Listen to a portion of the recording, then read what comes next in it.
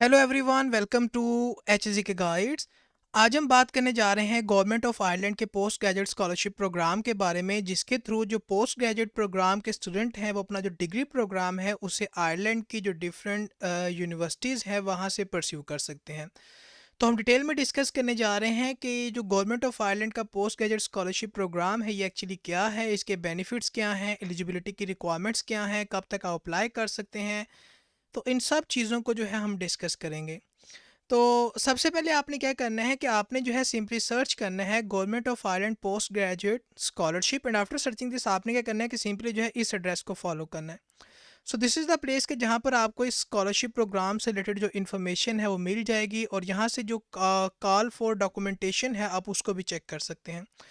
तो ये जो हमारे पास स्कॉलरशिप प्रोग्राम है ये आयरलैंड की गवर्नमेंट की तरफ से ऑफर किया जा रहा है जो पोस्ट ग्रेजुएट प्रोग्राम के स्टूडेंट हैं उनके लिए। और ना सिर्फ जो है स्टूडेंट को जो है स्कॉलरशिप की अपॉर्चुनिटी प्रोवाइड की जा रही है, बल्कि ये जो स्कॉलरशिप है ये one of the prestigious scholarship program है जिसके थ्रू आप आयरलैंड से स्टडी कर सकते हैं।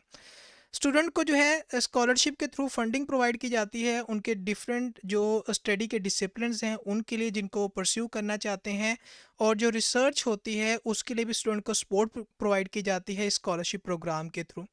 और अगर बात की जाए, क्योंकि ये स्कॉलरशिप प्रोग्राम जो है एक कम्पिटिटिव स्कॉलरशिप प्रोग्राम है, तो इसलिए आपको इस बात को इंश्योर करना है कि आप जो है एलिजिबिलिटी की रिक्वायरमेंट्स को मीट करते हैं और आपकी जो प्रोफाइल है वो अच्छी होनी चाहिए ताकि आपको इस स्कॉलरशिप प्रोग्राम के लिए कंसीडर किया जाए। अब नेक्स्ट हमारे पास जो चीज़ है वो ये कि अगर बात कर लें कि इसके बेनिफिट क्या हैं स्कॉलरशिप प्रोग्राम के,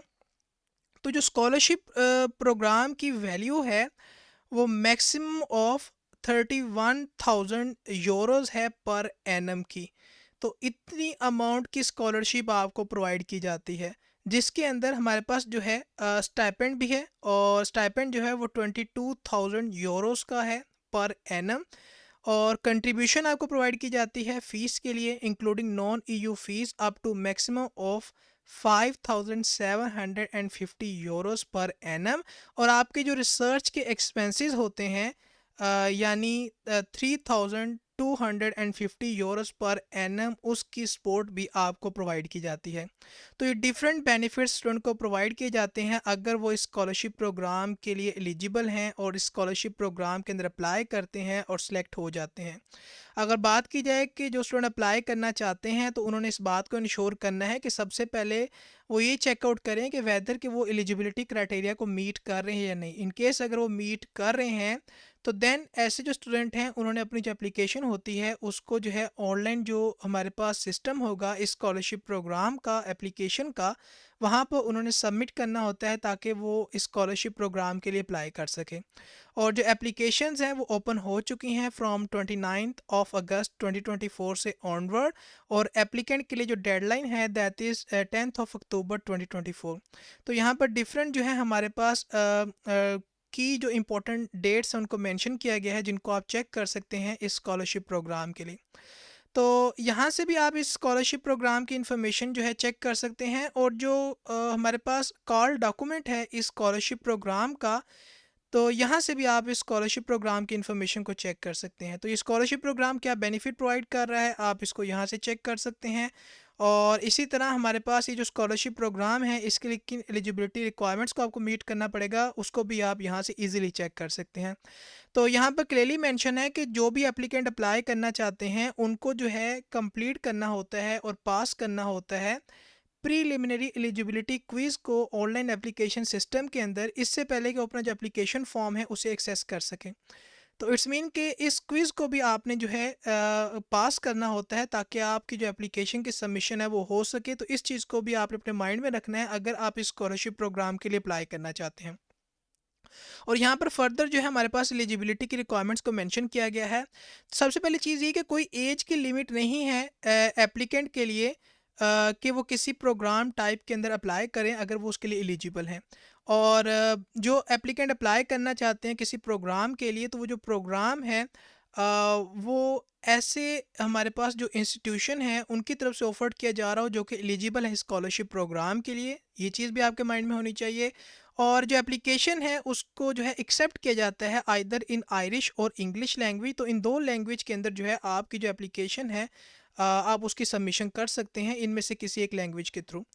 और यहाँ पर एक इम्पॉर्टेंट चीज़ वो ये कि जो एप्लीकेंट अप्लाई करना चाहते हैं उनकी जो टू प्रीवियस एप्लीकेशन है वो अनसक्सेसफुल नहीं होनी चाहिए रेलिवेंट टू द प्रोग्राम जिसके लिए वो अप्लाई करने जा रहे हैं, ताकि उनको स्कॉलरशिप प्रोग्राम के लिए कंसीडर किया जाए।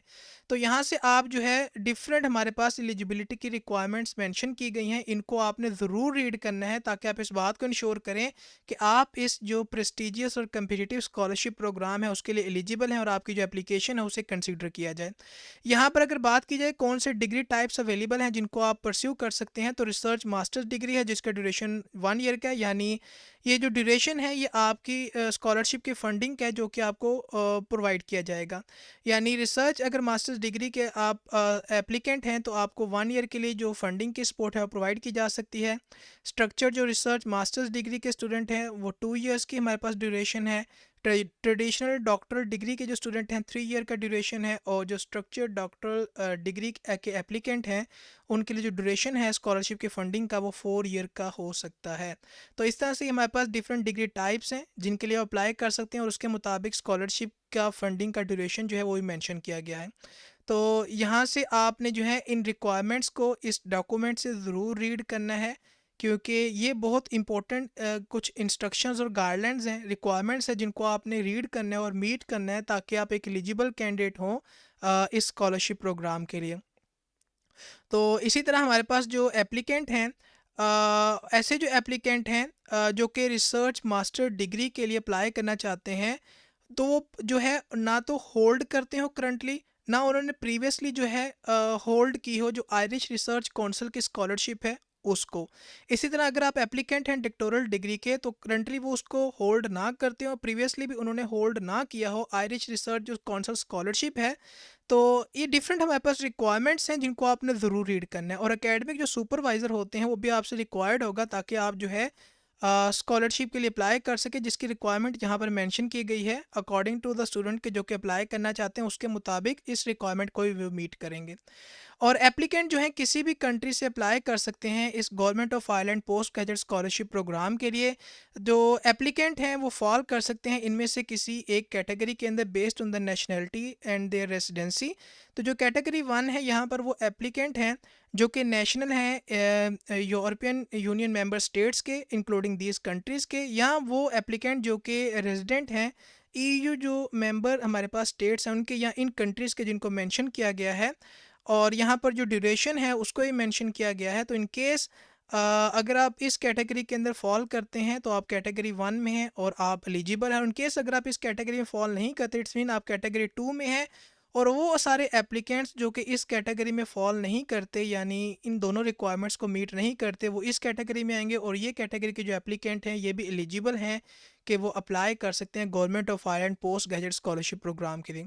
यानी applicant from different countries around the world apply कर सकते हैं इस स्कॉलरशिप प्रोग्राम की अपॉर्चुनिटी के लिए। तो ये हमारे पास जो हैं कुछ रिक्वायरमेंट्स हैं, और इस डॉक्यूमेंट के अंदर बहुत सारी गाइडलाइंस को मेंशन किया गया है, तो इनको आपने ज़रूर रीड करना है। जो इंपॉर्टेंट एलिजिबिलिटी की रिक्वायरमेंट्स हैं उनको भी रीड करना है ताकि आप एलिजिबल हों इस स्कॉलरशिप प्रोग्राम के लिए।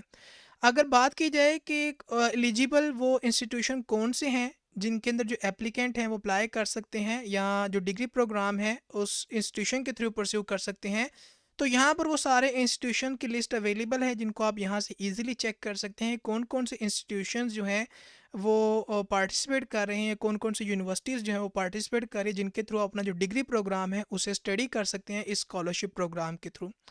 तो इन केस अगर आप भी जो है आयरलैंड से स्टडी करना चाहते हैं अपना जो डिग्री प्रोग्राम है पोस्ट ग्रेजुएट डिग्री प्रोग्राम उसको, और जो स्कॉलरशिप है उसे अवेल करना चाहते हैं जिसकी जो वैल्यू है up to maximum of 31,000 euros per annum, तो आप जो है गवर्नमेंट ऑफ आयरलैंड का जो पोस्ट ग्रेजुएट स्कॉलरशिप प्रोग्राम है उसके लिए अप्लाई कर सकते हैं इन केस अगर आप इसकी एलिजिबिलिटी रिक्वायरमेंट्स को मीट करते हैं। तो ये थी आज की अपॉर्चुनिटी की इन्फॉर्मेशन। आई होप सो कि जो अपॉर्चुनिटी की इन्फॉर्मेशन थी आपके लिए हेल्पफुल होगी, आपके अच्छी लगी होगी। तो आज के लिए इतना ही, मिलते हैं आपको किसी नई अपॉर्चुनिटी के साथ। So till then take care and good bye.